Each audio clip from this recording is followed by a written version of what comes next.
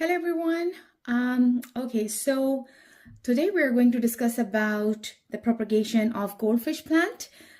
This is the mother plant, and I have propagated many plants multiple times from the same plant, and it always grew back.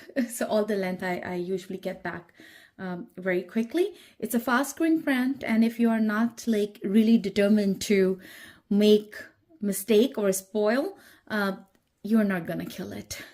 Even your cuttings usually do survive. Okay, my usual propagation method is in water, and it never ever failed.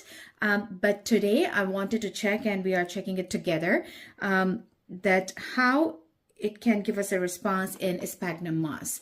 So this is the first time I have propagated in sphagnum moss. It has been more than a month, and I see that some are dangling on the top. So I'm assuming they definitely do not have roots developed because they are dangling on the top. Okay, I got it. But however, they must be on the surface, and then, okay, I will just put it against the black fabric so you can see that it has already, like in the nodes, some small aerial roots. You see that? These points, they will turn into roots. So even if I cut them, each leaf joint from here and keep it in the water, or you can see that like in all the, so I think, and it's a good example of the plant when it doesn't have the roots or have a favorable situation, what plant can do for their survival. So you can see that against the black fabric.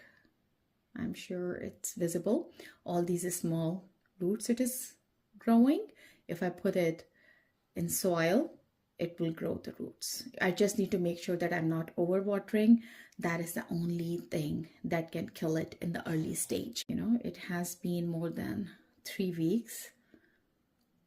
And it's looking fine. It just has started growing roots on the nodes. Okay, so this is one example, and it's good that we are able to find this one dangling on the top to see these small roots. Now we can see that, and usually in water, in 2 to 3 weeks or 5 weeks, it just gives me a good results in developing the roots. So let's see. How does it look like in sphagnum moss? By the way, today when I looked at it, the sphagnum moss was completely dry, and that got me motivated to add some water in sphagnum moss. I did that, but now I do not want to leave it in sphagnum moss for a longer period of time because it can create some kind of rot in the stem if they get overwatered. So now I think it's the best time. I don't see that sphagnum moss is too wet, but it is still wet. Okay, so let's don't take a risk and take it out from the moss.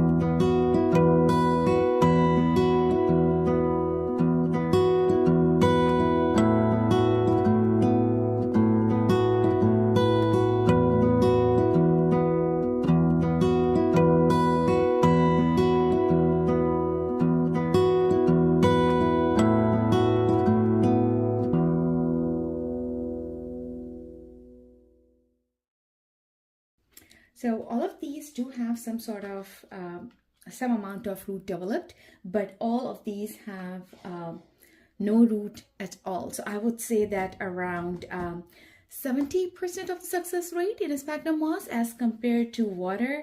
that is almost around 95% of the success rate.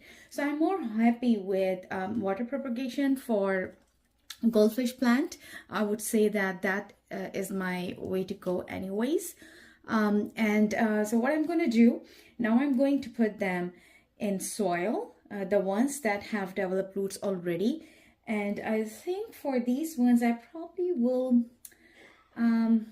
leave them in water for a week or two to see that if they develop their roots, that's great. Otherwise, because the soil propagation method is just, it takes time, but once they start developing their roots and then I add it into the soil, it always gives me remarkable results. So I have created multiple baby plants and distributed them in my friends and family. So I am 100% sure that definitely after they are in soil, they're going to give me good results. But definitely for the initial period, I need to decide between sphagnum moss and water is the winner. Okay, see you guys. I'm going to put them in soil and then I'll give you update. And I do not need to, oh, you know what? Maybe I'll record that.